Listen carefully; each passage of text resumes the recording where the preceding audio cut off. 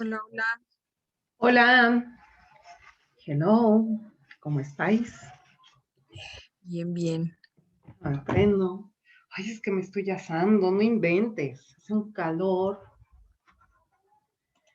Ay, ay, ay, ay, ay. ¿Cómo estás?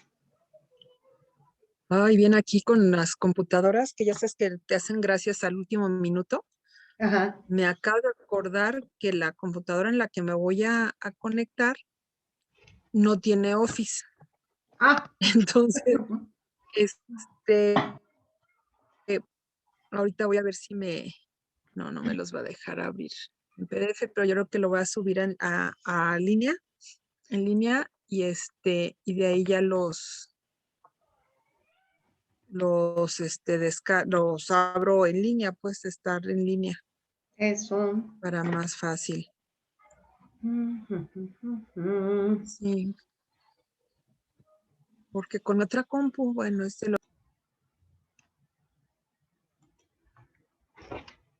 nombre de la generación de estudiantes de la maestría en aprendizaje, cognición y desarrollo educativo, inscrita en el área de neurociencias educativas de la Universidad Internacional de La Rioja en México, les damos la bienvenida a este networking académico. Las neurociencias, sin duda, han venido a demostrar el funcionamiento del cerebro y su derivación, la neuroeducación, revolucionan en su totalidad la forma en que vemos a todo ser humano y por ende los cambios necesarios que debemos de incluir en la práctica docente y la terapia psicológica. En esta primera sesión se presentan de forma breve algunas bases teóricas y conclusiones de los trabajos de investigación que hemos llevado a cabo a lo largo de la maestría. Este día estará dedicada a la línea socioemocional. Deseamos que este primer networking sea productivo para todos los aquí presentes. Así pues, vamos a iniciar con Chio Elizabeth García Gutiérrez. Adelante, Rocío. Hola, muy buenas tardes a todos. Primeramente, deseo que se encuentren muy bien. Es un placer para mí por fin conocerlos a muchos de ustedes y sobre todo presentarles este pequeño trabajo que realizamos en este último cuatrimestre. Y dicen por ahí que la creatividad es un acto de fe. Para crear, primero hay que creer, por parte de Miguel Ángel Cornejo. Y este archivo que yo me dediqué a investigar es un tema que me ha apasionado desde hace 2 años, que he trabajado con alumnos de la universidad y sobre todo por la cuarentena que también me ha motivado a buscar sobre todo el tema de la creatividad como héroe contra la ansiedad de los estudiantes universitarios generada por la inadaptación. Y bueno, creo que ya tenemos la experiencia, si no es que todos, que dentro de la cuarentena tuvimos muchas barreras para lograr algunas cosas para el aprendizaje como docentes y también como alumnos. Y bueno, es lo que expongo un poquito más. Vamos hacia adelante. Bueno, es el índice de la sesión. Los temas que yo dividí en el primer capítulo es la esfinge de la creatividad, capítulo 2, Quetzalcóatl, y en el 3, el alebrije. Y bueno, ya se darán en cada capítulo por qué les puse ese nombre. ¿Y de dónde proviene la inadaptación? Bueno, ¿qué significa esto? Es acción y efecto de adaptar o adaptarse. Entonces, la falta de adaptación es la inadaptación. Y reitero, con los estudiantes de universidad, con estos chicos que yo ya tuve la oportunidad, sobre todo de entablar una conversación más interpersonal por medio de videollamadas, llegó algunos comentarios acerca de que se sentían un poco frustrantes, inclusive incompetentes en esta área porque nunca habían tenido esta experiencia y sobre todo porque se juntaba lo familiar, lo económico, lo social y más aparte lo que es la escuela y por eso también tuve esa motivación por parte de ellos para llevar a cabo una investigación y tenerla más estable. Y bueno, la justificación es que esta investigación me ayude a buscar más dinámicas para que los chicos tengan un momento más relajado y que esto les ayude con un mayor aprendizaje. Que mis clases no sean totalmente planas, buscar alternativas para que los chicos al momento de entrar no se pongan apáticos, sino al contrario participen y una vez saliendo de la sesión de mis clases se sientan más inspirados, se sientan con ganas de hacer cosas diferentes. Dentro de los objetivos de manera general es fundamentar los beneficios que tiene la creatividad ante la ansiedad vivida y sentida por los estudiantes universitarios y que puede llevarlos a la inadaptación. Algunos de ellos sí me tocó ver que ya de repente no participaban y se alejaban un poquito, lo cual es también como parte de creo que de todo este proceso igual es lo mismo por los problemas que a lo mejor tenemos de manera externa y no queremos o no podemos compartir con algún compañero o amigo nuestro sentir. Y en el específico es descubrir nuevas maneras de realizar actividades didácticas con el fin de enriquecer el aprendizaje y disminuir la ansiedad utilizando las diferentes teorías de la creatividad. Dentro del capítulo 1, la esfinge de la creatividad, quise poner todos los archivos, todas las investigaciones que he llevado a cabo en estos 2 años, desde el origen, desde los diferentes conceptos acerca de la creatividad y aparte, sobre todo para el acertijo de la esfinge, cuando Edipo entra a la ciudad donde se encuentra su madre sin saberlo, se encuentra a la esfinge que le dice un acertijo, le menciona un acertijo, lo cual sí acierta y la esfinge tuvo que morir. Siempre que una persona no aceptaba el acertijo, la esfinge mataba a la persona. En este caso, pues sucedió todo diferente. La esfinge está conformada por diferentes partes de animales y así como la creatividad también está conformada por muchas cosas. Lo podemos ver en el ámbito educativo, lo podemos ver en el ámbito social, en el ámbito familiar, en el ámbito laboral, en el ámbito empresarial. Ahora sí que en todas partes podemos ver la creatividad. Y en este capítulo les esclarece lo más importante del concepto, las ramas de este, origen y hasta el desarrollo neurológico. En el capítulo 2, pues, veo a Quetzalcóatl, así me lo imagino. De hecho, hay una leyenda muy bonita que investigando también mientras hacía esta investigación, que a lo mejor por ser mexicana malamente quizá no sabía, donde se menciona que los primeros en llegar no fueron los españoles aquí a México, fueron los vikingos. Y se dice que uno de los vikingos lo consideraban como dioses nuestros ancestros, y uno de ellos se hizo llamar Quetzalcóatl, y bueno, él lo que quería hacer en el pueblo mexicano, porque de repente vio mucha masacre, los sacrificios, y empezó a poner estas ideas de, bueno, no es necesario los sacrificios para los dioses, mejor porque no hacemos estas otras cosas en pro de nosotros, y les enseñó acerca del drenaje, les enseñó a sembrar, les enseñaron varias cosas, y llega de repente creo que era el hermano de este vikingo, uno de los que lo acompañaba en el barco, llega y empieza a tener envidia de todo lo que habían logrado. Entonces empieza a meter cizaña a nuestros ancestros. Quetzalcóatl se enoja, se va en un barco por el mismo rumbo que en ese tiempo pues ya vino Hernán Cortés en aquel tiempo. Y por eso es que se dice, Quetzalcóatl se fue y prometió regresar, más nunca regresó. Y por eso confunde a nuestros ancestros la llegada del dios de Hernán Cortés cuando fue reunión, por esta leyenda. Y bueno, en este capítulo es, nuestra creatividad a veces no la conocemos, pero sí de otras personas que han dejado un gran cambio ante el mundo y solamente así sabemos que existe.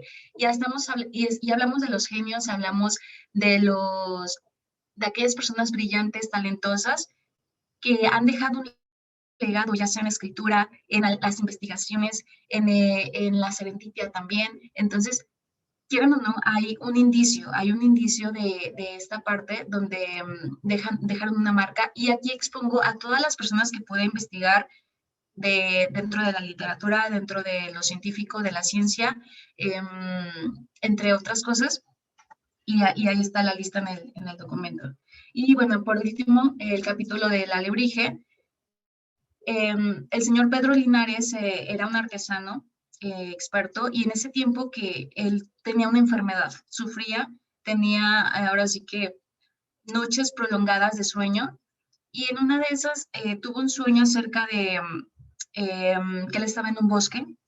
Lo que hizo, estaba escuchando un sonido y se le hizo muy raro a este señor Pedro, fue en busca del origen de este sonido, y bueno, al llegar a donde era el origen, se dio cuenta que había animales muy extraños, partes también de diferentes partes de animales, pero ellos no causaban miedo, al contrario, el señor se sintió muy, muy cómodo, y constantemente estos animales repetían la palabra alebrije. Entonces, el señor, una vez que despierta, empezó a manifestar por medio de, ahora sí, de la cartonería, porque se dedicó a la cartonería, a manifestarlos de esa manera, esas esculturas. Y bueno, en este capítulo lo que yo realicé fue poner a las personas del presente, a los niños prodigio, niños que han tenido un impacto también en la sociedad, y dentro de la era tecnológica también, como nuestra era, nuestro presente está conformado tanto en lo tecnológico, tanto en las cosas que también nos están manchando dentro de lo que es el ambiente actual, y de cómo estamos desperdiciando también nuestros recursos naturales, y cómo estos poco a poco se van, ahora sí que estamos teniendo menos oportunidades de ello. Expongo también aquí algunos casos acerca de los alumnos que he tenido una relación más cercana a ellos, de cómo muchos de ellos me llegaron a comentar que se sintieron más libres, se sintieron más desahogados con la materia. Entonces, es parte de un poquito de lo que comento. Y bueno, limitantes y aprendizajes. Conocimientos de los libros. Con este tema yo obtuve más conocimiento, ahora conocí más ponentes, conocí a más personas que se asemejan al tema de la creatividad. Entonces, por esa parte es lo que obtuve. Y limitantes, pues muchos libros que me encantaría tener en físico, no se puede, porque a lo mejor mi límite económico no me lo permite. Las conclusiones, bueno, tener un acercamiento teórico a sus investigadores puede clasificar en varias listas a aquellos grandes talentosos que llegaron a sufrir de esquizofrenia, ansiedad, bipolaridad, otros tantos como personas resilientes, pero siempre con un objetivo en mente: compartir sus investigaciones, pinturas, poemas, fotografía a los demás en el ámbito más artístico. Y bueno, en el mío pues es ayudar a mis alumnos de la universidad. Y lo que yo siempre quise, de toda la investigación, juntar en un solo archivo todo lo que ahora sí que he manifestado en todo este tiempo. Eso es uno de mis logros. El enriquecimiento, ahora sí que aprendizaje también. Mis dudas de antes se esclarecieron. Creo yo que mi preparación es mayor, y bueno, también me he dado más ideas para hacer actividades. Y para finalizar, quiero compartirles un video, permítanme, acerca de lo que hemos hecho, bueno, yo he realizado. Nada más me falta compartir el sonido.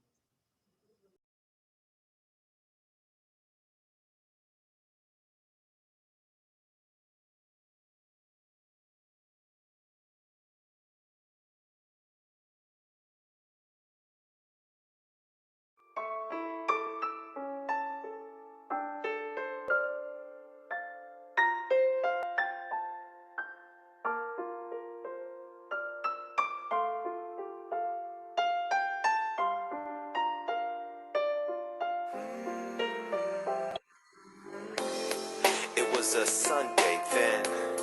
When we built up these moments, you took me to the apartment, rolled up the carpet, and showed me those emotions that I could identify with. You cried with salty tears from your iris, and told me he was 18 when he tried it. Lived life so fast that his mask was his eyelids.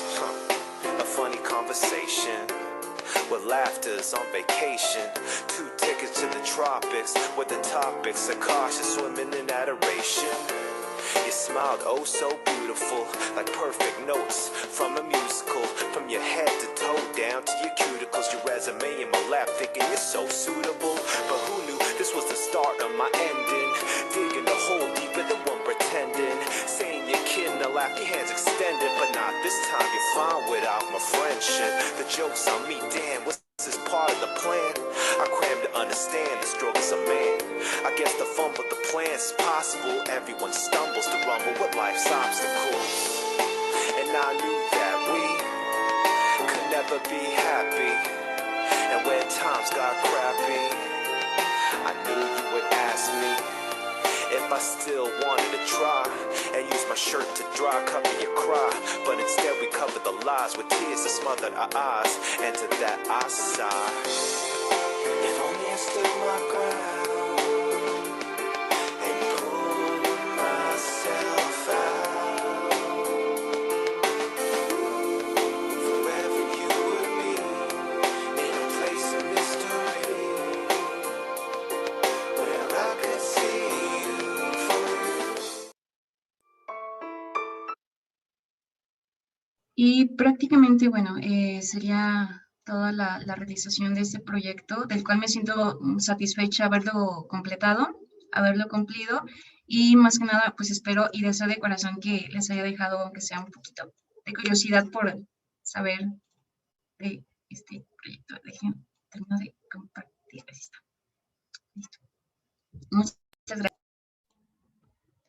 Muchas gracias, Elizabeth. La verdad es que es un tema muy importante. Sabemos que la creatividad es propia del ser humano y que, bueno, esta se va a despertar de diferentes maneras. Vamos a ver aquí en el chat. Y nos pregunta Dalia Rocha, se ven muy divertidas tus clases. Qué padre tener una maestra así. ¿Qué es la materia que das? ¿Qué materia impartes? La materia se llama proceso creativo.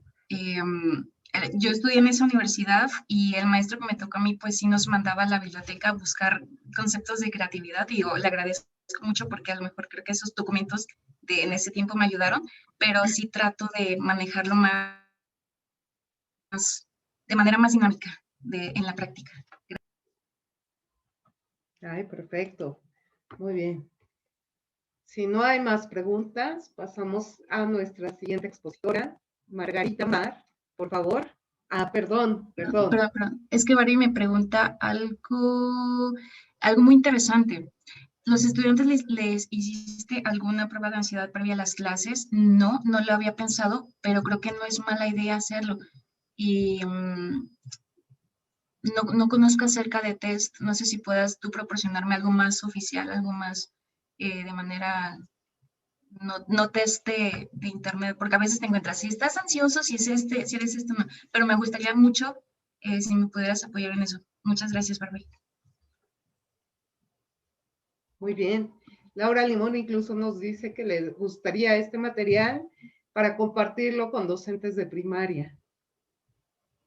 Cuando gustes. Igual si quieres, de repente podemos hablar por WhatsApp y te puedo pasar la planeación con las actividades que estoy manejando. Perfecto. Muy bien. Compañeras, ¿hay alguna otra pregunta, algún comentario? Muy bien. Entonces sí, damos ahora el lugar a Margarita. Margarita Mar, por favor. Hola. Hola.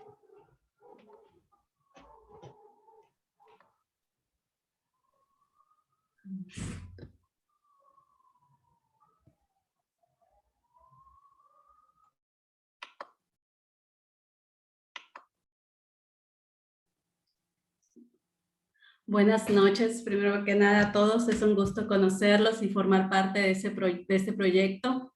Mi nombre es Margarita Mar, soy licenciada en Psicología. Mi tema de investigación fue el trastorno específico del lenguaje y sus repercusiones en el desarrollo social en niños y niñas de 3 a 5 años. Primero me gustaría explicar por qué decidí la investigación sobre ese tema, porque fue el nombre.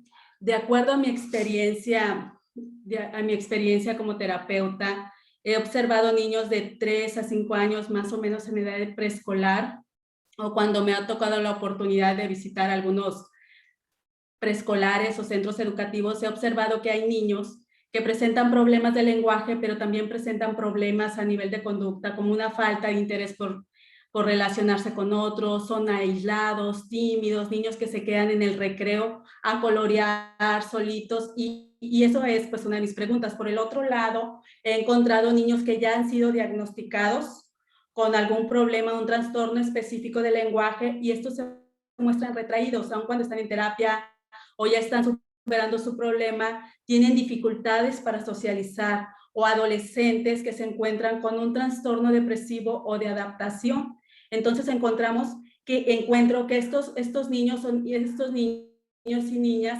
en su infancia, muchachos, adolescentes, presentaron algún trastorno específico del lenguaje o algún trastorno. Ante esto es como surge el interés por realizar la presente investigación. El capítulo 1 trata de describir lo que es el trastorno específico del lenguaje y cómo afecta en el área social en niños de 3 a 5 años.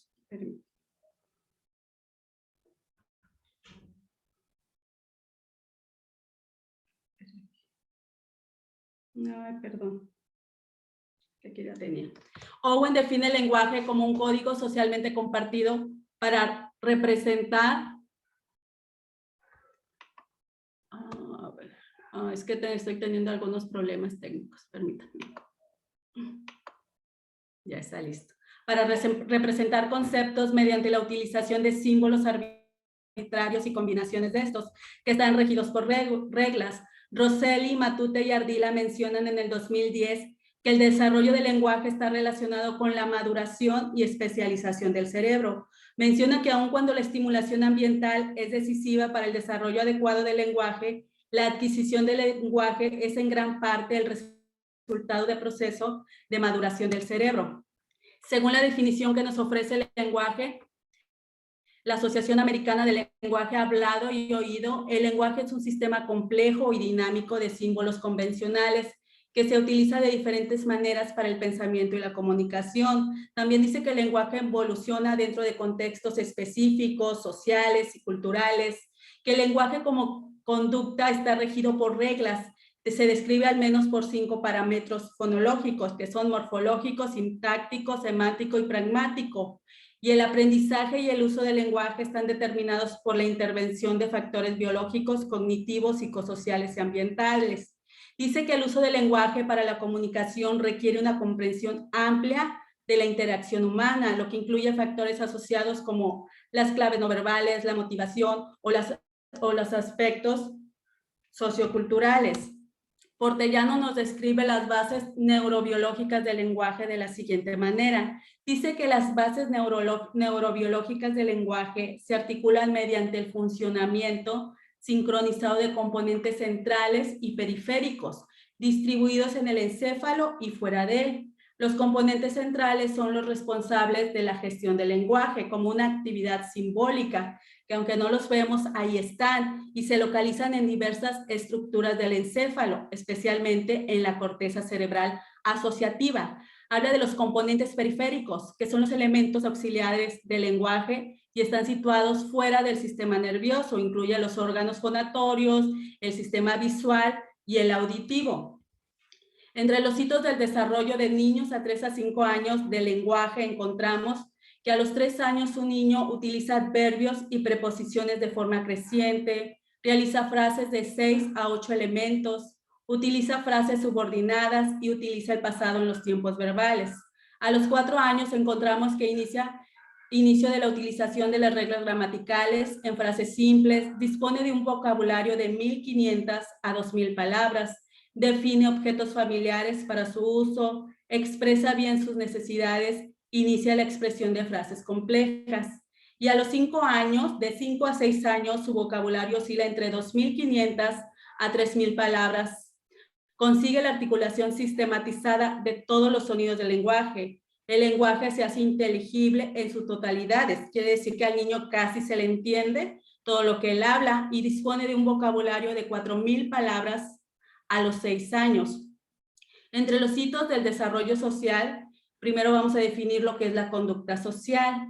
La conducta social se conoce como la interacción de un individuo con el ambiente que le rodea, la forma en que se comunica o interactúa con este. Durante el desarrollo se siguen pautas específicas que nos indican el nivel de maduración social que está teniendo el niño. Entre los hitos del desarrollo social tenemos que a los 3 años el niño ya puede nombrar algunas monedas, juega en un grupo y al mismo tiempo está hablando sobre lo que está haciendo, elige a sus compañeros de juego, comparte juguetes durante breves minutos y adopta turnos. Le gusta estar en ambientes ruidosos. A los 4 años podemos ver que el niño ya juega y coopera con los demás y se divierte en los juegos de roles. Y a los 5 años encontramos que se entretiene con juegos sencillos, selecciona compañeros del mismo sexo, disfruta haciendo teatro, muestra interés en actividades en grupo, juega de manera constructivista y con un objetivo. En el siguiente tenemos lo que es el trastorno específico del lenguaje. Buiza Rodríguez denomina el trastorno específico del lenguaje como un déficit para adquirir y desarrollar el lenguaje sin causa neuronal, sensorial, física que lo justifique. El DSM-5 nos da los siguientes criterios para diagnosticar un trastorno específico del lenguaje. Dice que debe haber dificultades persistentes en la adquisición y uso del lenguaje a través de las diferentes modalidades, debido a déficit en comprensión o producción, que incluye los siguientes: el vocabulario reducido, limitada estructura de las frases y errores en el discurso. También menciona que las aptitudes del lenguaje están cuantificable y sustancialmente por debajo de lo esperado en función de la edad, lo que provoca limitaciones funcionales en una o más de las siguientes áreas, que son comunicación efectiva, participación social y dificultad para alcanzar los logros académicos o laborales. Nos menciona que el inicio de los síntomas se produce en un momento temprano del desarrollo. Varios autores en esto coinciden que es más o menos de 2 a 3 años. Las dificultades no son atribuibles a una discapacidad auditiva, a una discapacidad sensorial, física u otra condición médica o neurológica, y no se explica con una discapacidad intelectual. Entre las características que podemos ver del niño y las niñas con trastorno específico del lenguaje podemos resaltar los siguientes. El niño o la niña presenta un desarrollo normal a nivel cognitivo, social y de autoayuda. Social quiere decir que el niño pues tiene la necesidad de socializar. No existen déficits sensoriales ni alteraciones cerebrales asociadas. El problema es evidente desde las primeras etapas de adquisición del lenguaje, 2 a 3 años. Los problemas disruptivos debido a los problemas que tiene para comunicarse con los demás y a la frustración que esto produce, es frecuente que los niños y las niñas con TEL muestren comportamientos como tirar cosas, gritar, tirarse al piso, y la efectividad y en aspectos sociales, problemas de producción y comprensión del lenguaje suelen provocar que los niños y las niñas se retraigan en el contacto social o que sean considerados como torpes por los otros niños, por la forma de hablar, porque no le entienden. También encontramos que pueden tener enunciados de 1 o 2 palabras que no mejoran aun cuando los hacemos repetir la palabra y repetir. Sintaxis perturbadora, su formulación de oraciones es compleja, dificultosa, tienen interrupciones, perifrasis y reformulaciones.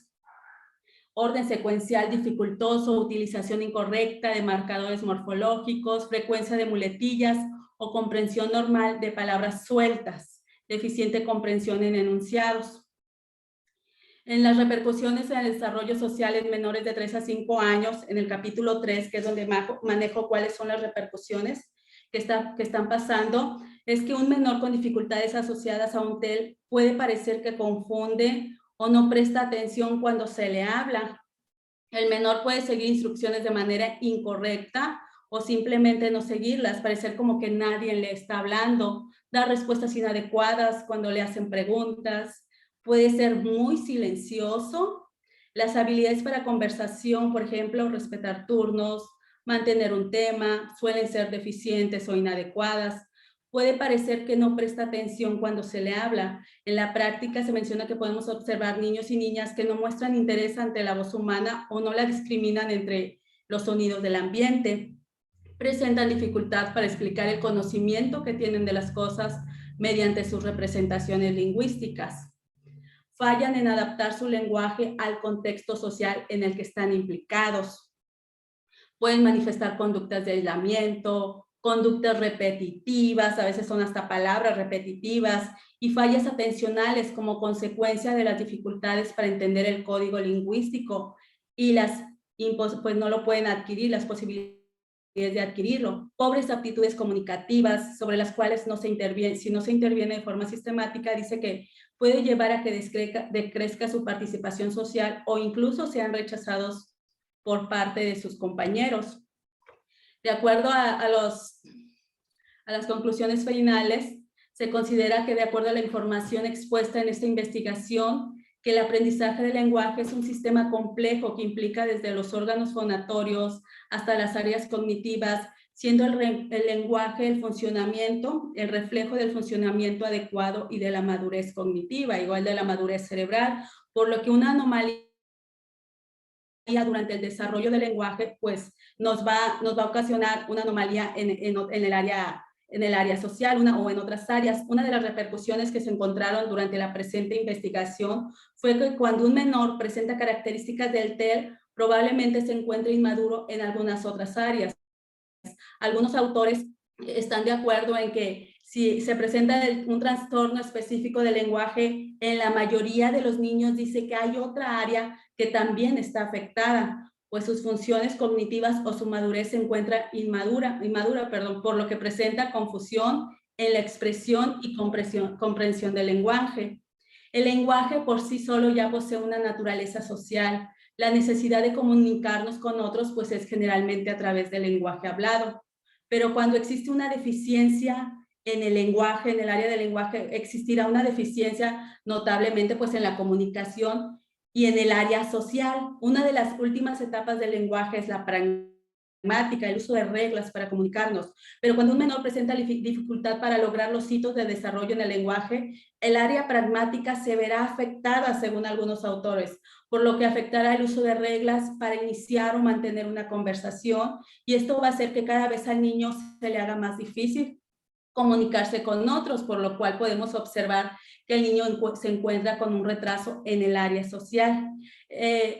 Una autora que es Semruth Margaret menciona que los niños y niñas que presentan trastornos del lenguaje suelen presentar un índice más alto de trastornos emocionales que sus compañeros con un desarrollo normal, al no poder manifestar sus sentimientos que los interiorizan y no los expresan, siendo niñas y niñas con un deficiente nivel social. Ella maneja que los niños tienen más probabilidades de presentar trastornos emocionales porque ellos no son capaces de manera verbal de expresar sus emociones, sino que se las tienen que guardar, que pasa algo y pues lo vemos, es muy común eso. También esta misma autora dice que en una investigación en el área, en algunos jóvenes delincuentes, se encuentra que el 80% de estos jóvenes delincuentes sufrieron algún trastorno del lenguaje durante su infancia.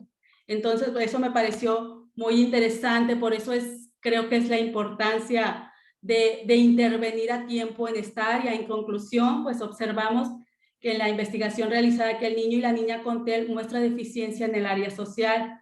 No se debe a un problema, a lo mejor a veces creemos que es falta de interés o que al niño no le gusta, así es, sino no es eso, sino que a las carencias de habilidades que no se han desarrollado debido a las características que se presentan durante el trastorno específico del lenguaje, pues ya sabemos que tiene un lenguaje deficiente, que no ha logrado según los hitos de desarrollo que se deben manejar. Entonces, no es que al niño no le interese relacionarse con otros niños o que el niño quiere quedarse en su salón, coloreando, es que el niño no cuenta con esas habilidades y entonces pues cada vez se le hace más difícil. Por lo tanto, se vuelve necesario no solo intervenir sobre los problemas lingüísticos de estos niños y niñas, sino también sobre el desarrollo pragmático y social para proveerlos de habilidades sociales más competentes y pues evitar que los problemas con los iguales se compliquen o los problemas de adaptación emocionales sean cada vez mayores. Es por eso mi investigación, en la cual encuentro, creo que son muchos factores los que pueden intervenir en un trastorno específico del lenguaje o muchas de las repercusiones, pero a mí me interesó especialmente el área social, ya que creo que es una de las áreas que a veces creemos que no es importante o puede ser, y tan solo como padres, si trabajamos el que el niño pueda estar, podamos integrarlo a otro grupo, como docentes, integrarlo con los niños, y yo creo que sería un gran cambio para ellos y nos evitaríamos más problemas en el futuro cuando sean adolescentes o ya unos jóvenes. Esta es mi aportación y mi tema. Espero les pueda servir un poquito y muchas gracias por su atención. Muchas gracias, Margarita. Y pues aquí sí tenemos algunas preguntas y una de ellas es, espera un segundo porque estoy bajando aquí. Y preguntan, en tu práctica profesional, ¿cuál es la comorbilidad más frecuente? ¿La mudez selectiva o periodos donde el niño deja de hablar? ¿Pueden ser estos considerados como TEL? El mutismo selectivo. Ajá. El mutismo selectivo se considera, bueno, entre otros factores, un problema de ansiedad. Es difícil cuando un niño tiene la capacidad para hablar, es diferente cuando un niño tiene la capacidad de hablar, pero no quiere hacerlo o nada más lo hace con ciertas personas, que es en la casa, en un ambiente donde él se encuentra seguro, pero a veces no pasa, a lo mejor a veces en la escuela. Él no le habla a la maestra y no le habla. No habla con los compañeros, pero en casa sí puede hablar. No es un problema de lenguaje, o sea, se considera entre los problemas de ansiedad. Es un problema que detrás de esto hay ansiedad y es algo que está pasando. Y un trastorno específico del lenguaje, pues sí es porque el niño tiene dificultades en la pronunciación, en el uso de reglas, articulación. No sé si les aclaré la duda. Ya. También nos preguntan, ¿qué es primordial promover? ¿El desarrollo del lenguaje o favorecer el desarrollo socioemocional? Es decir, comunicar y expresar las emociones. El desarrollo socioemocional, yo creo que es muy importante, porque aun cuando un niño tiene un problema de lenguaje, si nosotros trabajamos el área emocional, y no solo en el problema de lenguaje, por ejemplo, en un problema de aprendizaje, un trastorno de aprendizaje, si trabajamos el área social, a lo mejor no podamos quitar el problema del área social, creo que podría ser mucho más rápido que un trastorno de lenguaje resolverlo. Entonces es bien importante proveer de herramientas socioemocionales a los niños para que puedan enfrentar aún cualquier dificultad o trastorno. Ya. Ahora, ¿en qué edad es oportuno hacer el diagnóstico y comenzar terapia?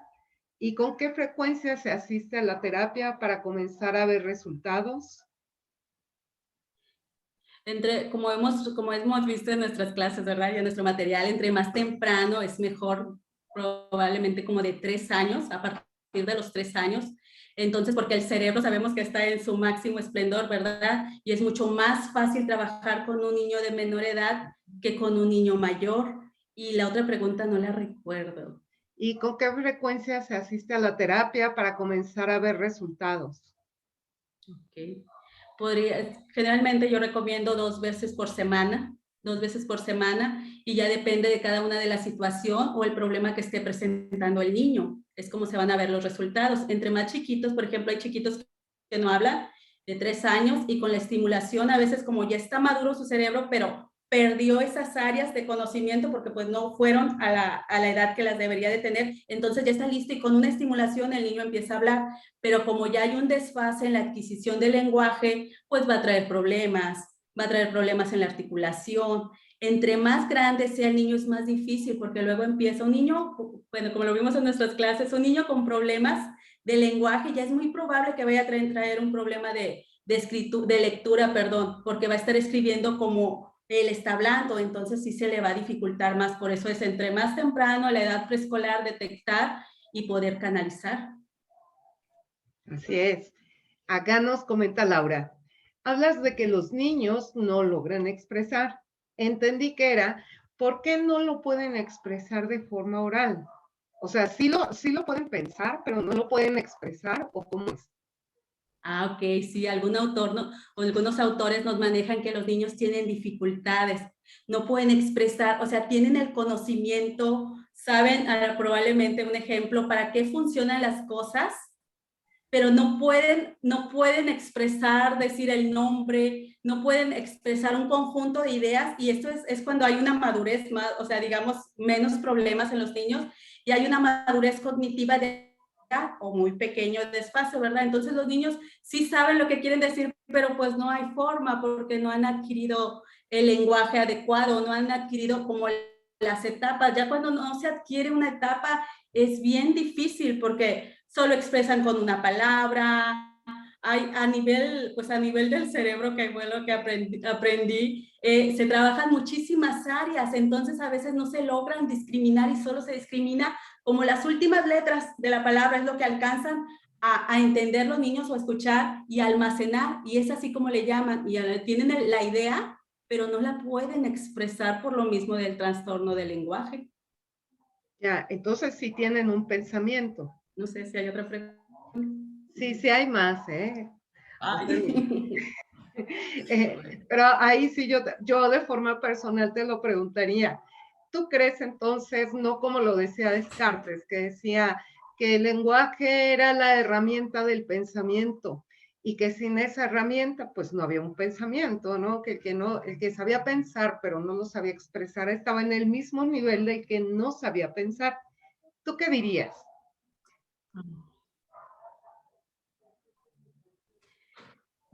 Es la herramienta de expresar los pensamientos, pero no de decir que si no puedo expresarlo, no tengo un pensamiento. Tengo mi pensamiento y o sea, sí es la forma de expresar mi pensamiento.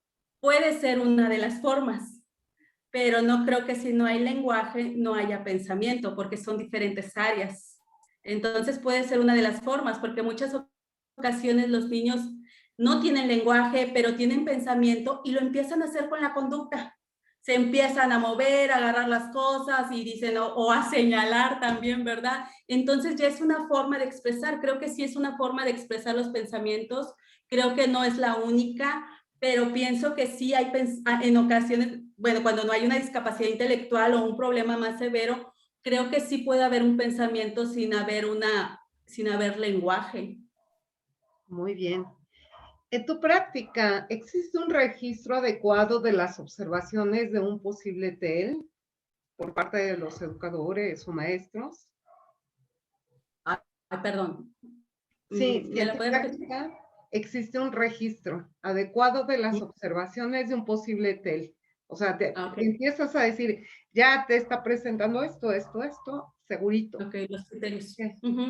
Están, pues hay que manejarse pues más específicamente por pruebas, ¿verdad? También hay que manejar una prueba de madurez. Y si ya se ve el área del lenguaje mucho más afectada, pues hay que hacer una prueba específica. Después de eso tenemos algunos, o sea, podría ser un checklist, a lo mejor para maestros, que en donde se pudiera reconocer en el área de la escuela, ¿no? En el área escolar, pero sí puede existir. También tenemos el DSM-5 que nos va manejando algunos criterios, claro, que dice que tienen que ser cuantificables, comprobables, pero eso es a través de las pruebas, pero creo que los maestros son los principales agentes de cambio porque ellos pueden reconocer muchas veces, ya sé que pues aquí en esta maestría, ¿no? ¿Verdad? Pero muchas veces los maestros, entre toda la experiencia que ustedes tienen, que es muy rica, detectan que algo está pasando con ese niño. A lo mejor no se tienen las palabras, pero se sabe que algo está pasando y que su desarrollo no es igual a los demás. Y entonces desde ahí, yo le digo a las mamás, desde que, o sea, haga caso a lo que dice la maestra y escuche a la maestra, porque sé que los papis se molestan, y escuche a la maestra porque ustedes tienen la experiencia y pueden detectar cuando algo no está pasando y canalizar, pero pues yo sé que no nada más depende de ustedes, pero sí pueden existir ciertos criterios que podrían detectar un poco o canalizar a la terapia. Ya. Se nos está acabando el tiempo para los demás, entonces las siguientes preguntas te las pasamos para que las contesten después en el WhatsApp. Y pues bueno, te agradecemos mucho, tienen muchas felicitaciones aquí de lo bien que está tu investigación. Muchas gracias, Margarita. Gracias a ustedes, gracias por su tiempo y sus preguntas. No, muchas gracias a ti, si nos haces favor de dejar de compartir para que siga nuestra siguiente expositora. Claro que sí. Ahora. Listo. Muy bien, gracias. Ahora sí. Y nuestra siguiente expositora es Karina Elizabeth Oliva Olvera. Por favor.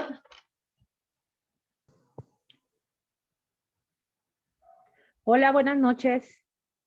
¿Sí me escuchan? Tengo un problema técnico con la computadora, pero trataré de hacerlo a través del teléfono. Espero que no haya ningún problema. Yo sé que no, porque son muy comprensivas. Entonces, bueno, el tema de mi investigación, la verdad es que me gustó mucho porque les comento rápidamente. Yo trabajé en la Policía Federal durante 12 años. Y los últimos años, bueno, por mi formación soy administradora y psicopedagoga. Entonces, empecé a estudiar psicopedagogía justamente porque dentro de Policía Federal hay una área que se llama prevención o vinculación social. Entonces, cuando comienzo a trabajar en las escuelas, justamente con este tipo de temas de pues, prevención del delito, ciberacoso, muchos temas relacionados con, pues justamente con los temas actuales de bullying, de ciberacosos. Entonces, yo les bajo, ¿cómo trabajo con los chicos? Trabajo casos con ellos de los que Policía Federal había detectado y cómo se habían resuelto. Entonces, justamente es cuando comienzan los chicos como a tener más confianza.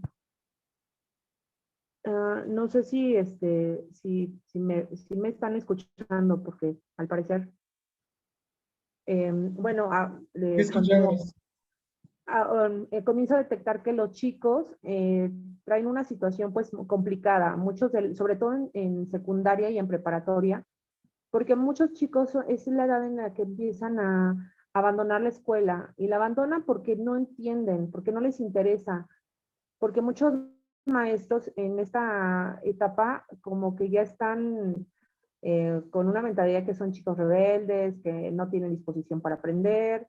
Entonces, justamente es cuando comienzan a meterse a delinquir, robo de autos, venta de drogas, asaltos, y porque, bueno, muchos grupos pues, delictivos comienzan a acercarse a ellos con la promesa de que a ellos pues no les va a pasar nada por ser menores de edad. Entonces, pues para mí fue complicado entender cómo poder ayudarlos, que no nada más se quedara en una simple plática. Es cuando yo empiezo a estudiar psicopedagogía, porque además necesito entender pues cómo aprenden ellos, porque al final de cuentas yo era pues administradora. Entonces, comienzo a estudiar y me empiezo a topar con muchas situaciones bien curiosas, porque no nada más trabajaba con escuelas, sino también trabajaba con casas hogar. Entonces, dentro de estas casas hogar, pues empiezo a platicar con los chicos, que obviamente pues son situaciones bastante complicadas, puesto que son pues, de familias en las cuales pues fueron abandonados o se los quitó el DIF. Entonces, ellos son niños que son inadoptables porque traen una carpeta de investigación por maltrato. Entonces, pues empiezo a descubrir que justamente estos chicos los visito no sé, en una temporada del año. Después se vuelve a hacer una segunda visita y los niños cambian mucho. Primero tienen una actitud pues de repente muy difícil, complicada, están a la defensiva, están de repente pues muy tristes, y comienzo a ver qué es el factor que les ayuda a cambiar su actitud de manera positiva. Entonces, este tema que les voy a comentar se llama la implicación familiar en la detección y tratamiento oportuno de trastornos específicos del aprendizaje, como una posibilidad para promover el desarrollo de la resiliencia en los niños. Entonces, resulta que para mí se me hace sumamente importante trabajar esto desde muy pequeños para enseñarles a los chicos, sobre todo los que tienen este trastorno específico del aprendizaje, que ya en el 2013 cambió, antes era como dislexia, discalculia por separado, los unen y ahora se llama así. Entonces, pues son unos niños que la verdad se la pasan muy mal, porque cuando empiezan la educación, desde el preescolar comienzan a dar de repente ciertos rasgos de estos problemas y de repente ya cuando entran a la primaria es cuando ¡pum! Empieza el proceso de lectoescritura y es muy complicado para estos niños darse cuenta de que justamente los compañeritos van más avanzados que ellos. Entonces, me gustó mucho esta frase que se llama: las dificultades preparan a las personas comunes para destinos extraordinarios. Bueno, yo como antecedente tengo que durante el preescolar justamente es cuando los maestros detectan que hay algo raro en estos niños, que no aprenden igual que los demás. Y esto lo digo porque híjole, es complicado. Yo sé que muchos papás a veces, pues, muchos tenemos que trabajar y realmente le dejamos toda la parte de educación, de formación a los maestros. Es algo muy duro y muy difícil. Y una carga tremenda para los maestros, que a veces duele ver cómo los niños están creciendo solos. Y pues la verdad es que yo les comento, yo me di cuenta ahorita que vi el tema anterior. Mi hijo, el más pequeño, no hablaba. O sea, lo tuve que llevar a terapia no del lenguaje, sino del habla, porque realmente no hablaba por falta de estimulación. Yo tenía que trabajar, llevaba una vida muy rápida, entonces, pues sí, realmente sí tiene, la compañera que habló tiene mucho de razón, porque justamente pues los maestros detectan, como aquí en este caso del trastorno específico del aprendizaje, van dando algunos sesgos de qué es lo que está pasando con estos niños que no aprenden igual, pero ya es justamente en la primaria cuando estos niños pues ya de plano se dan cuenta que les cuesta muchísimo trabajo aprender. Entonces, ¿cuál es la importancia de una detección oportuna del trastorno específico del aprendizaje? Pues bueno, prevenir que los niños tengan una baja autoestima, un mal autoconcepto y problemas para relacionarse. Porque entonces ellos aparentemente diríamos, no, pues los niños están como en su mundo, ¿no? Pero no es así. Los niños se dan cuenta que ellos no están aprendiendo como deberían. Entonces, como no están aprendiendo como los demás compañeritos, pues sí, eso sí les llega a frustrar. Yo fui una persona que tuvo dislexia y la verdad dentro de mi mente de niña, sí decía, híjoles, creo que el problema es que mi mamá me tuvo muy grande, yo creo que tengo algún tipo de retraso. Yo veía que los niños aprendían y yo no, y es realmente muy frustrante.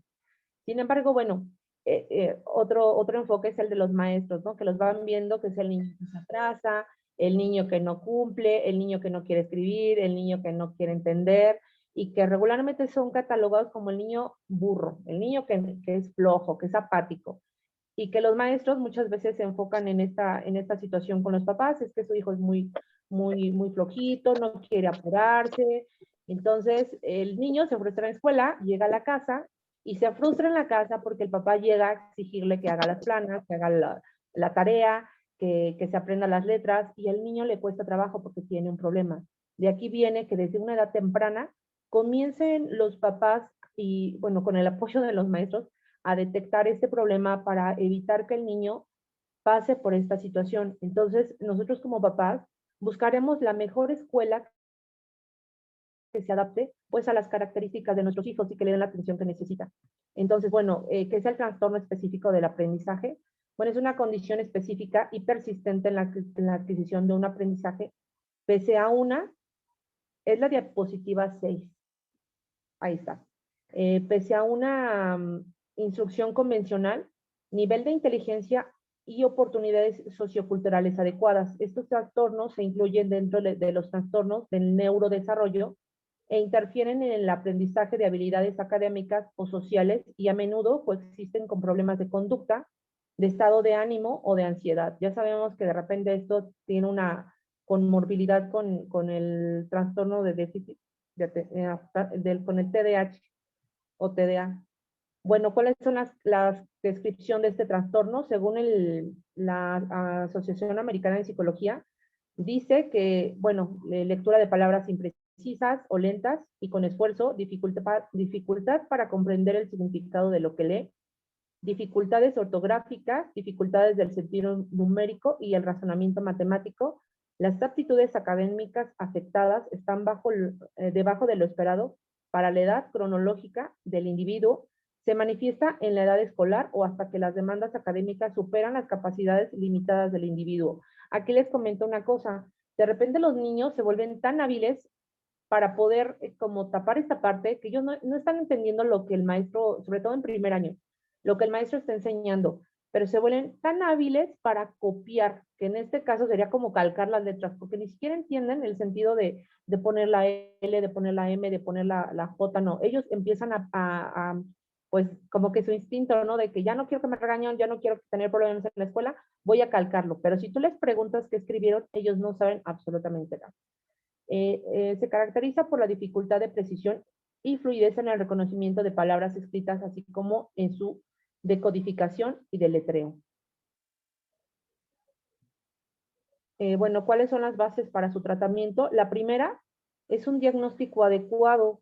Debe iniciarse de manera temprana, lo más temprano posible, ya que si buscamos el apoyo de un profesional, pues vamos a poder darle un acompañamiento adecuado a los niños. Estoy hablando de la posición del papá, porque también los papás se espantan, ¿no? A veces hay tantos reportajes en Facebook, en el YouTube, que no sabemos qué le está pasando a nuestro hijo, si esto se les va a quitar, si esto se va a curar, no sé. Empezamos a pensar muchas cosas.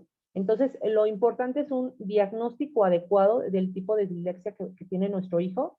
El único tratamiento eficaz en el trastorno de aprendizaje es una correcta enseñanza, un proceso de reeducación con técnicas específicas individualizadas. Esto es que cada niño es diferente, no le podemos dar el tratamiento a un niño que a otro. ¿Por qué? Porque cada niño tiene características totalmente diferentes.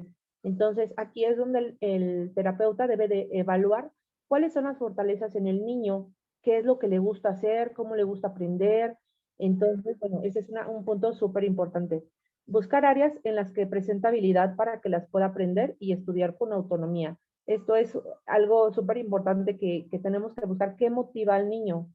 Dos de mis hijas tienen dislexia, entonces, o bueno, el trastorno específico de aprendizaje, y justamente yo veía esa parte. Les cuento algo muy rápido. Mi hija le costó mucho trabajo aprender a leer, sin embargo, yo le leo muchos cuentos, y un día su papá le hizo un comentario, le dijo, ay, qué bueno, qué afortunada eres, hija, porque yo cuando era pequeño, a mí nadie me leía. Entonces, ella tuvo una motivación, dijo, oh, mi papá quiere que le lea. Entonces, papá, yo voy a aprender a leer para poderte leer tus cuentos a ti en la noche. Entonces, eso es algo sumamente importante, la motivación que tenga el niño para querer aprender. Vale, sigue la resiliencia. Bueno, aquí combiné estas dos partes porque es muy importante que desde pequeños a veces pensamos que la resiliencia se adquiere ya que somos adultos. No, si desde muy pequeños comenzamos a conducir a los niños a través de este camino de la resiliencia, que es la resiliencia, es la capacidad que tenemos las personas para superar traumas y heridas emocionales e incluso salir fortalecidos. Es decir, preparar a los niños porque va a haber situaciones donde los maestros pues claramente no se van a adaptar a las condiciones del niño, ¿no? Van a decir, bueno, yo enseño de esta manera y a ver cómo le hace, pero el niño tiene que aprender. Sobre todo hablando de escuelas públicas. Si un niño va a la escuela pública, pues el maestro va a tener su método y el niño va a tener que pues aprender a seguirlo. Y él va a tener que aprender a buscar sus propias herramientas para poder trabajar en la escuela, puesto que no podemos obligar a las personas, sobre todo en casos, como les comento, de escuelas públicas, a que se adapten al niño. Y habrá maestros que son muy flexibles, que digan, ok, el niño tiene esta situación, vamos a evaluarlo de esta manera. Pero habrá maestros que son muy cerrados y de plano te dicen no. Entonces, bueno, eso es algo importante. Los primeros estudios sobre resiliencia se hicieron en 1982 con Amy Warner y Ruth Smith. La palabra resiliencia procede de la física y se refiere a las cualidades de algunos metales para resistir y recuperarse ante determinadas fuerzas externas. A mí la definición que me gusta más es la de Bernard en 1991 y dice que son individuos socialmente competentes, poseedores de habilidades para la vida tales como el pensamiento crítico, la capacidad de resolver problemas y la toma de iniciativas. Bueno, ahora vamos a ver cuáles son las estrategias que desarrollan la resiliencia infantil. Algunas, bueno, existen diferentes sistemas que nutren, protegen y socializan a los niños y cuanto más cercano y significativo sea, mayor será el impacto que ejerzan sobre él.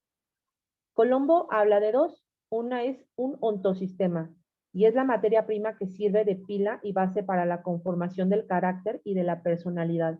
Es lo que los niños traen dentro. ¿De qué está formado ese niño para poder enfrentar todas estas situaciones que a veces se van a salir de su control? La poca tolerancia de los maestros, la burla de los niños, que a veces no va a entender el tema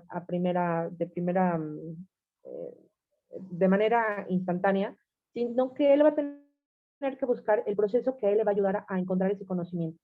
Y los exosistemas, que son condiciones del medio que lo rodean, que rodean a esta persona, como la escuela, los amigos y en general la comunidad en la que vive. De aquí que, bueno, sea importante que como padres se busque la mejor alternativa para poder educar a los niños, que hay escuelas que son especiales, que tienen los métodos de enseñanza que se van a adaptar a estas justamente las necesidades de estos niños. Los modelos de resiliencia que yo consideré que me parecieron muy buenos son tres. El primero es el modelo de Rutberg en 1995, que muestra las actitudes que deben existir ante la adversidad. Y son cuatro, es el yo tengo, que es el apoyo social, que es la gente que nos va a rodear, de la cual nos vamos a rodear. Esto es muy importante. ¿Por qué? Porque debemos de ser conscientes. Yo creo que ya en la actualidad, ahorita como adultos lo vemos, de quién nos queremos rodear, de qué tipo de personas queremos estar, de personas positivas, personas que nos impulsen a crecer, que nos contagien de optimismo. Eso es justamente lo que se le debe enseñar a los niños según este modelo y que para mí también se me hace muy bueno. Yo puedo, cuáles son las habilidades que poseo y qué es lo que puedo lograr. Y las últimas dos son yo soy y estoy, que es la fortaleza interna que se les debe de crear a los niños. Y el segundo modelo, 2 minutos, Karina, por favor. claro, me apresura. Otro es el de Richardson, que muestra a una persona qué es lo que debe de hacer frente a las dificultades, que es la reintegración social. Y el que más me gusta es el de Cyrulnik, en el cual resalta la importancia de tener a una persona importante con nosotros. Puede ser nuestros padres, puede ser un maestro, puede ser un vecino, una persona que se han hecho estudios que dice que cambia totalmente la vida de una persona cuando tienes una persona que cree en ti. Entonces, justamente es pensar positivo a través de bueno, yo mencioné la psicología positiva que habla mucho de la felicidad, de tener a nuestros padres, a que los padres se vuelvan resilientes, que logren tener todas estas herramientas, que se informen, porque una persona no puede lograr algo sola, necesita informarse y informarse de las personas adecuadas. Entonces, bueno, de manera general, pues para mí ese es un tema sumamente importante, porque realmente lo que define a un niño, el que pueda enfrentarse a la vida, sobre todo estos niños con trastorno específico del aprendizaje, es que crean en él, que crean en su capacidad, que crean en que él va a lograr hacer algo. Y sobre todo, bueno, es lo que les comentaba hace ratito, la motivación. Y como papás, pues pedir el apoyo a las personas adecuadas y aprender a conocer al niño para poder, pues, darle las herramientas necesarias. Y eso es todo. Muchas gracias, Karina. Efectivamente, la resiliencia forma parte, es vital para todos nosotros y más en situaciones en las que parecería que todo lo tuviéramos en contra. Yo tengo una pregunta. Cuando hablas tú del ontosistema, ¿qué es lo que determina lo que el niño trae adentro? Pues yo creo que es lo que aprende con sus papás, lo que como papás durante el crecimiento del niño le vamos dando. Dentro de eso serían los límites, los valores, las creencias, el amor, todo eso que el niño tiene que forma su personalidad, ¿no? Hay cosas que ya las traemos, yo creo que de genética, y hay cosas que las vamos adquiriendo conforme vamos conviviendo con la comunidad, con la escuela, con la familia, con los hermanos. Todo eso se va formando poco a poco, pero todo eso a cada uno de nosotros fue lo que nos dio, pues, lo que ahora somos, ¿no? La razón de ser de nosotros, nuestros propósitos de vida. Muy bien, muchas gracias. Si nadie tiene más preguntas, pasamos a nuestra siguiente participante. Muy bien. Y si hay otra preguntita por ahí. Sí, es que no lo veo. Miriam Ríos, ¿verdad? Perfecto. ¿Estos modelos pueden desarrollarse de manera factible en las escuelas o solamente un terapeuta en el ámbito psicológico? ¿Tú qué opinas? No, obviamente dentro de las escuelas lo podemos hacer. ¿Por qué? Porque ¿quién realmente conoce al niño? Y es bien a veces, híjoles, los maestros, ¿cuántas horas conviven un maestro con un niño? El maestro observa, el maestro se da cuenta cuando un niño está bien, cuando un niño está mal, cuando un niño no desayunó, cuando un niño tiene problemas y a veces el maestro sin querer se vuelve ese psicólogo. Yo creo que muchas veces tiene que ver con la forma en que el maestro permita que el niño se acerque a él. Y a través por ejemplo, el primero, el primer modelo, ay, se me va el nombre, pero aquí lo tengo. El primer modelo, aquí está. Aquí está el modelo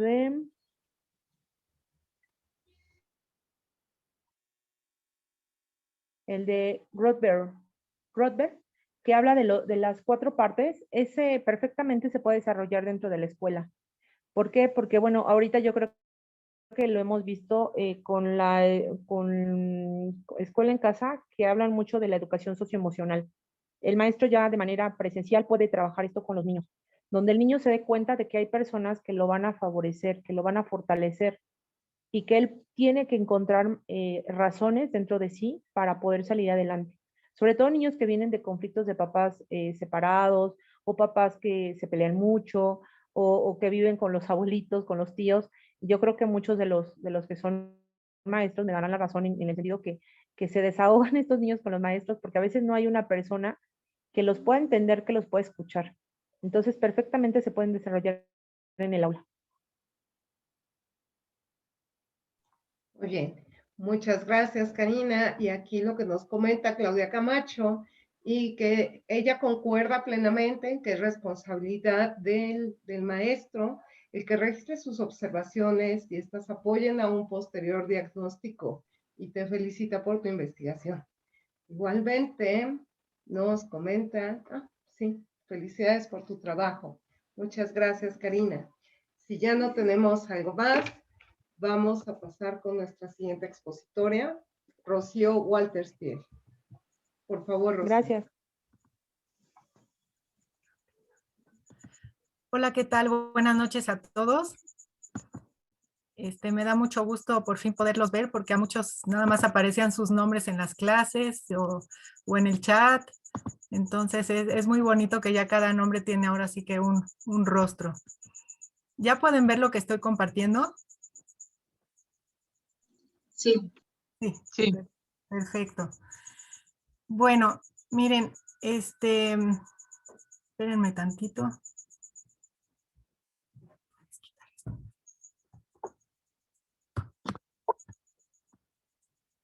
Bueno, mi trabajo tiene como título ¿cuál es la relación entre el síndrome de la infancia tóxica y la creciente inmadurez neuromotora que presentan algunos niños preescolares en la Ciudad de México? Bueno, yo nada más me presento tantito, yo estudié la licenciatura en educación especial y con especialidad en problemas de aprendizaje. Y bueno, y además de todo, pues tengo 5 hijos, entonces,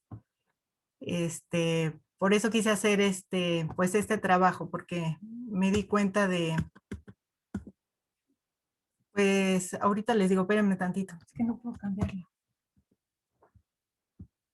Perdón, pero es que no podía cambiar ya pude cambiar la diapositiva. Bueno, entonces, ¿por qué surge este problema de investigación? Debido a que, pues, en mi práctica profesional observé un incremento de niños con problemas de aprendizaje, como decía Maggie, de lenguaje y de comportamiento. Tiene mucho que ver con las últimas dos expositoras que estuvieron aquí compartiendo con nosotras. Y bueno, por esto de los 5 hijos, pues me di cuenta también mucho del estilo de vida que muchas familias están llevando, pues de mucho consumismo, como lo pueden ver aquí con este bebé, y como de un trabajar para que los hijos no les falte nada, pues material, ¿no? Pero a la mera hora lo que sucede es que pues se les olvida que lo más importante pues son sus hijos y que los niños no necesitan de tanta cosa. Y bueno, también toda la cuestión electrónica que ha irrumpido en los hogares, pues mucho. Bueno, entonces me puse a investigar si esta forma de vida tenía algún nombre en especial, y entonces fue que llegué con que sí tenía un nombre y se llama el síndrome de la infancia tóxica. Este término fue acuñado por Sue Palmer, que es inglesa, y ella es maestra, ejerció como maestra, después fue directora y después fue una especie de supervisora y estuvo recorriendo muchas escuelas en Inglaterra y se daba cuenta de ese común denominador de que los niños estaban, a pesar de, como dice ahí, en una cultura en donde los ciudadanos son más ricos, más sanos y más privilegiados que nunca en la historia, los niños crecen infelices cada año, están descontentos, deprimidos, disfuncionales. Y bueno, lo que yo le agregaría es que también, o sea, ahorita, a pesar de todos los avances científicos, todo, hay una gran inmadurez neuromotora, como decía Maggie, también de lenguaje, como decía Karina, también mala conducta en los niños, de aprendizaje, todo esto. Entonces, pues es la misma pregunta que todos nos hacemos, ¿no? ¿Qué está pasando? ¿Por qué cada vez hay más niños así? ¿Qué es lo que está pasando en la sociedad? Y no solo, Sue Palmer ya se dio luego cuenta que no solo era algo exclusivo de Inglaterra. Entonces, bueno, ¿qué es el síndrome de la infancia tóxica? Es un fenómeno que afecta a los países desarrollados debido al rápido progreso, los avances tecnológicos y el consumismo. ¿Y cuál es ese punto de partida del SID? Pues se puede decir que es el cambio de roles en la sociedad. El que ya, pues las mamás ya no están en la casa, todos salen a trabajar y se ha vuelto, bueno, a partir de esto, pues un poco una locura. Porque, ¿qué ha pasado? Ha habido cambios en la estructura familiar, hay malos hábitos de sueño en los niños, omnipresencia de medios electrónicos, mala alimentación, cambios en la forma de jugar. Yo todo esto lo puse así como adentro de una licuadora porque todo esto se mezcla, no es que haya solo uno, o sea, ustedes pueden saber que todo esto está muy presente en muchos niños y esto se revuelve así como en una licuadora y la consecuencia es el síndrome de la infancia tóxica, que tiene como consecuencia el que los papás no están pudiendo educar a sus hijos, como que no saben cómo hacerle, que los niños entran muy chiquitos a la escuela, pero además de todo entran con una gran inmadurez, pues neuromotora, como decía Maggie, también de lenguaje, con problemas de aprendizaje. Entonces ahorita brevemente voy a describirles cada uno de estos factores que influyen para que se dé el síndrome de la infancia tóxica. Entonces podemos hablar de una mala alimentación. Aquí vemos pues desde el embarazo, o sea, muchas mamás que pues desde el embarazo no se alimentan bien, bebés que pues las mamás ya no les dan el pecho y les dan mamila, siendo que la leche materna pues nada lo puede sustituir. Según la UNICEF, 1 de cada 20 niños ya en México en la edad preescolar ya es obeso y eso pues va a traer problemas no solo de salud como lo que ya sabemos de la diabetes, problemas cardiovasculares, sino también trae problemas degenerativos del cerebro y en especial va a estar afectando, hay investigaciones ya que afecta y que pues van a haber más niños con problemas de aprendizaje por esta situación. Otro punto es aquí que vemos a una niña comiendo aquí de una cajita feliz unas papas, porque también tenemos ahorita el gran problema del bombardeo publicitario, de que pues no es lo que a veces los papás quieran darle a los hijos, sino lo que la publicidad dice, ¿no? Y si le das a tu hijo una cajita feliz, pues va a estar feliz y entonces voy a ser un buen papá. Entonces, pues que se alimenten de este tipo de comida rápida, porque también como trabajan las mamás, a veces no pueden, es difícil, muy difícil también, pues estar cocinando cosas sanas. Y por lo mismo también 1 de cada 6 niños actualmente en España ya comen frente a un dispositivo y ya como sin la familia. Entonces ha acabado eso de comer juntos. Esto pues ha afectado mucho también el que se platiquen las comidas y pues ya casi pues como que a muchos niños no se les habla, como decía Karina, pues no se les habla a los niños y entonces los niños también por eso llegan sin poder hablar, ¿no? A la escuela, pero también es por esto que las familias ya no están perdiendo el comer unidas, el comer juntos y platicar. Y esta mala alimentación pues afecta, si es mucha comida procesada, afecta a los neurotransmisores del cerebro, así como afecta la cocaína, el tabaco, o sea, de ese grado llega a afectar y por eso hay niños que se van a la escuela, bueno, los que sí desayunan algo, luego un cereal con muchísima azúcar o con colorantes, así los frutilupis llenos de colores, entonces pues ya llegan como en muy mala disposición o muy irritables a la escuela. Otro punto importantísimo es el sueño. Se ve, ahorita estudios, bueno, arrojan que los niños de ahora duermen 1:30 menos que los niños de hace año y medio. Digo, de hace 10 años, más o menos, duermen 1:30 menos. Y esto ha traído como consecuencias que tienen un sistema inmunológico más bajo, ha traído problemas en la memoria y el aprendizaje. Los niños están, también por no dormir, también se vuelven más irritables, están ansiosos. No es raro encontrar en la escuela niños que se están durmiendo. Y aquí está, que dice 70% de la serotonina es producida en el intestino, pues ahí se interrelaciona con la filmina anterior, que es de la alimentación. Y aquí estamos hablando de que también el estar bien nutridos y tener una buena microbiota va a ayudar a que tengan un buen sueño los niños. Aquí vemos también que los niños pues ya no desgastan tanto, o sea, no tienen tanta actividad física como antes, entonces como que les sobra energía y en la noche pues no se pueden dormir. Hay un oftalmólogo español que se llama el doctor Molina, que él dice que la luz que emiten los celulares o las pantallas de cualquier dispositivo electrónico es una luz azul que es muy similar a los rayos de la luz del sol. Entonces engañan al cerebro creyendo que todavía es de día. Y entonces por eso los niños que ven los dispositivos muy en la noche o ya cerca de la hora de dormir, pues también se les va el sueño. Porque el hipotálamo y la glándula pineal no mandan un mensaje a la pituitaria de que ya libere melatonina para que ya al niño le dé sueño. Entonces esto también es un problema. Y también hay niños que están viendo programas que no están apropiados para su edad y esto se llama, bueno, el nombre está en inglés, se llama ratings creep, que quiere decir que las clasificaciones de ahora son distintas a las de antes. Por ejemplo, la película de Tiburón antes era clasificación B y ahora está como A.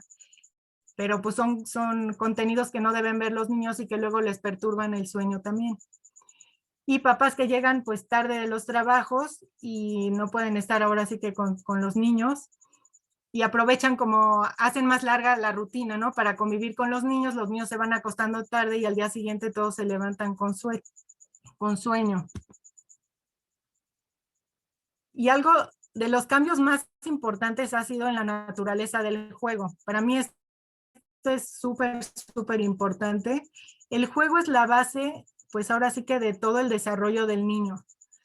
Entonces, si los niños ya no están jugando ahora sí como antes lo hacían, tienen problemas en que el sistema sensorial, el sistema vestibular, cognitivo, emocional, pues se forme bien, de buena manera.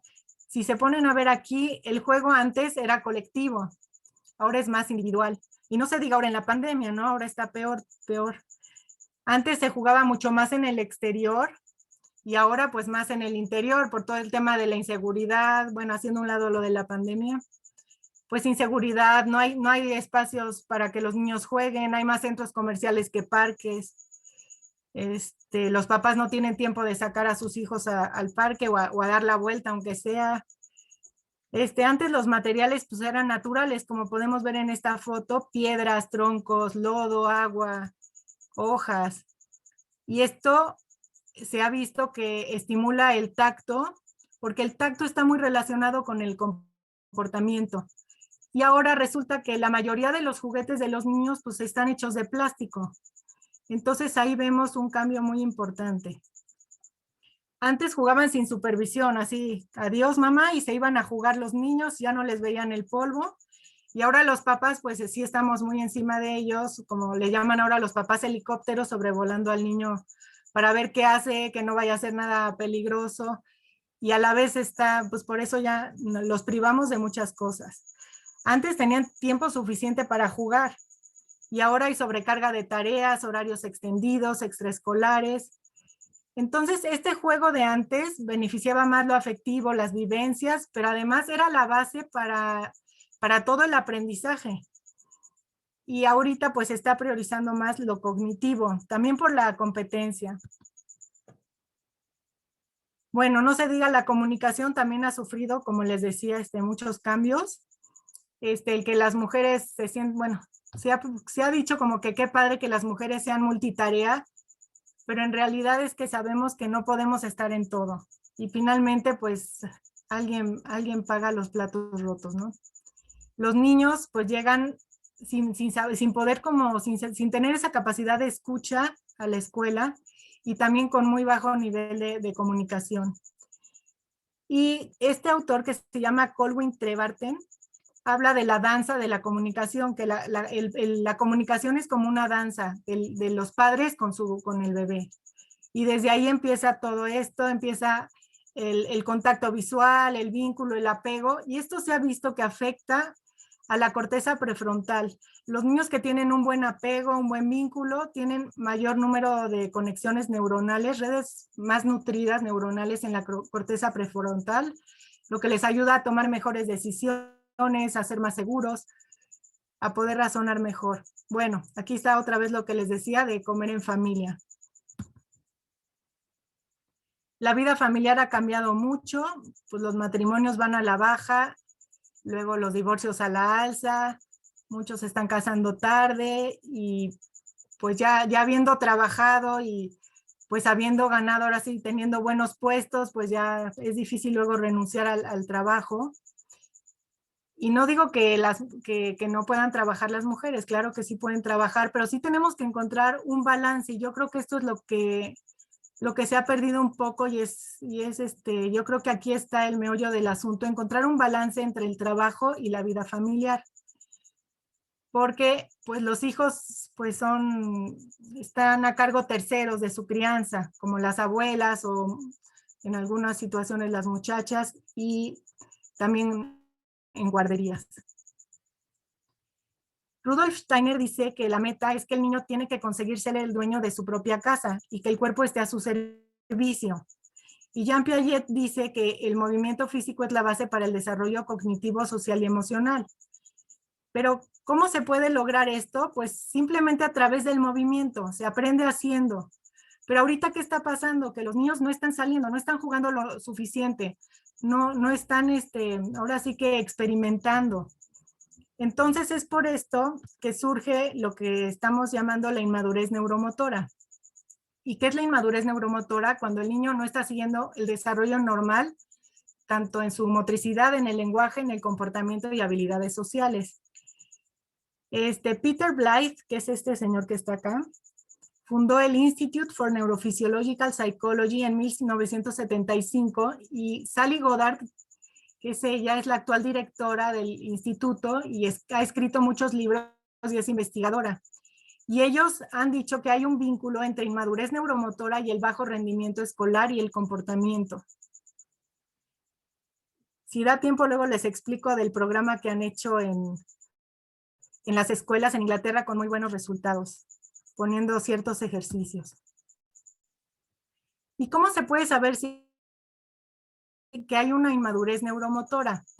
Bueno, se puede saber si hay reflejos retenidos, desintegración sensorial, dificultades emocionales y físicas, si hay un sistema vestibular inmaduro, que finalmente el sistema vestibular, como se alimenta el sistema vestibular, es en todo lo que hay en un parque, con movimientos de arriba a abajo como ¿cómo se llama? El sube y baja, con columpios, adelante, atrás, con resbaladilla de arriba a abajo, todo eso es alimento para el sistema vestibular.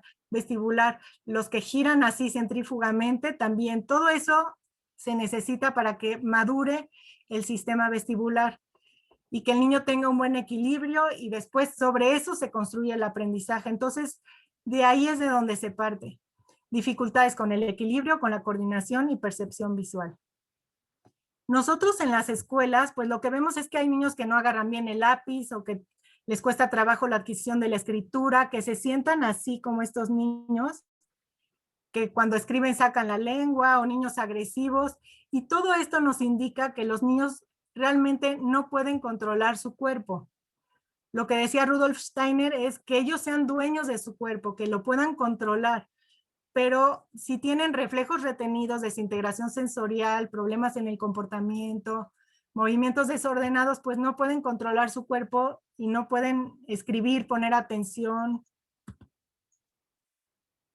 Entonces, quiero ahondar un poquito en esto de los reflejos, que es algo un poco, pues, un poco reciente y que siento que mucha gente desconoce de esto y es por donde realmente, desde mi punto de vista, se debe empezar. Los reflejos primitivos se desarrollan desde el embarazo y están muy presentes en el parto. De hecho, hay un reflejo que es el que desencadena el momento del parto y que el bebé pueda pasar por el canal de parto. Después, estos reflejos primitivos tienen que ir siendo sustituidos por los reflejos posturales, pero si los reflejos primitivos no se van, entonces los reflejos posturales no pueden, pues, hacer su trabajo. Entonces, digamos que estos reflejos primitivos son como respuestas involuntarias y nada más llegan como al tallo cerebral, muy bajo el nivel. Y ya con los reflejos posturales, ya estamos hablando de que empieza a haber ya una implicación cortical y centros superiores del cerebro. Entonces, si se desarrollan estos reflejos posturales, estamos hablando entre los 3 y los 6 años que ya deben estar desarrollados. El niño va a tener buen equilibrio, buena postura, movimientos coordinados, concentración, lenguaje, comportamiento, y este niño no va a tener ningún problema para aprender. Pero ¿qué pasa si estos reflejos no están desarrollados y los reflejos primitivos continúan? Entonces se habla de una inmadurez neuromotora. Y están los niños que nos describía nuestra compañera Karina. Ese tipo de niños con trastorno específico de aprendizaje o también de lenguaje que van muy de la mano. Entonces, ¿cómo madura este sistema nervioso central? ¿Qué podemos hacer para que haya unas buenas bases para el aprendizaje? Entonces, tanto en casa como en escuela, debe haber suficiente juego, dentro y fuera. O sea, juego dentro de casa y fuera, juego dentro del salón y también afuera. Comer saludable, también igual en casa y escuela. Escuchar y cantar canciones, que se han perdido mucho las rimas. Limitando el tiempo en dispositivos electrónicos, esto es muy importante. Hay autores que dicen que nada de electrónicos hasta los 3 años y hagan de cuenta que como 1 hora a la semana. La importancia, como decían hace rato, de leer cuentos, dormir mucho y bien. Y entonces, bueno, esto es a grandes rasgos mi presentación. Y pues gracias por haber escuchado.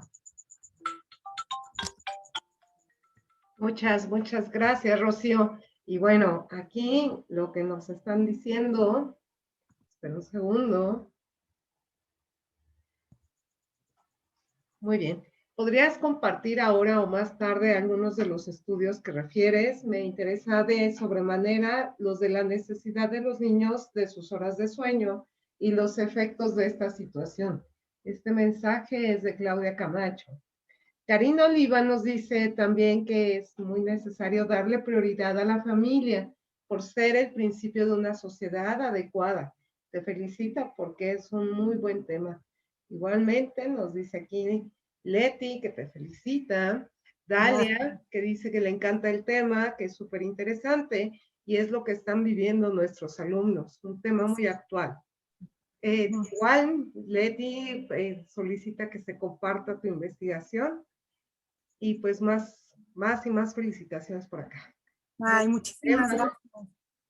Y tenemos aquí a Jesús que pregunta, respecto al tiempo frente a dispositivos, ¿solo aplicará con videojuegos o las clases en línea también?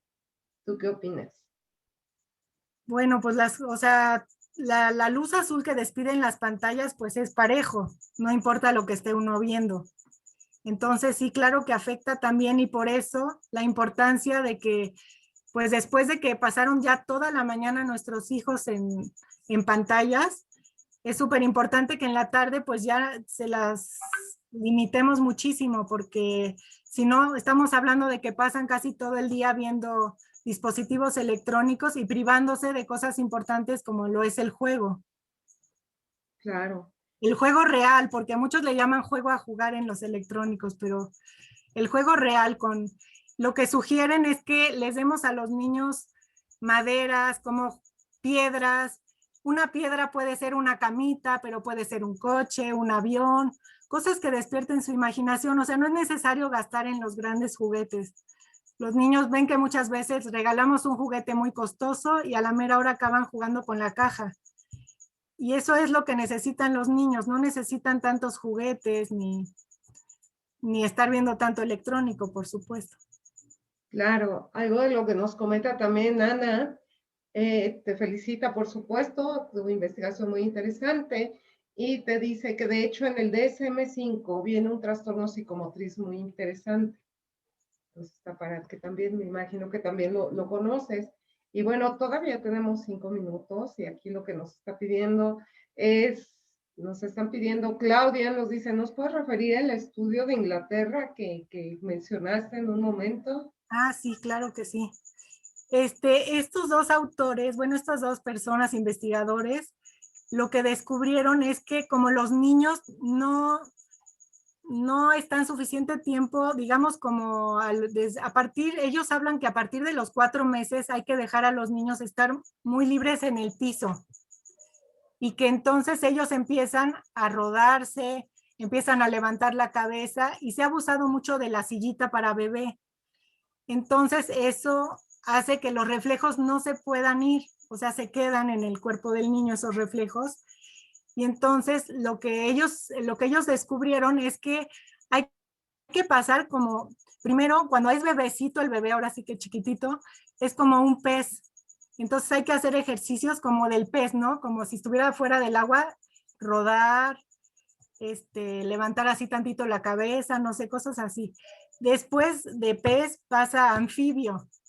Entonces en anfibio ya es como más erguir la cabeza, puesta en las manos, las manos recargadas así en el piso y erguir la cabeza.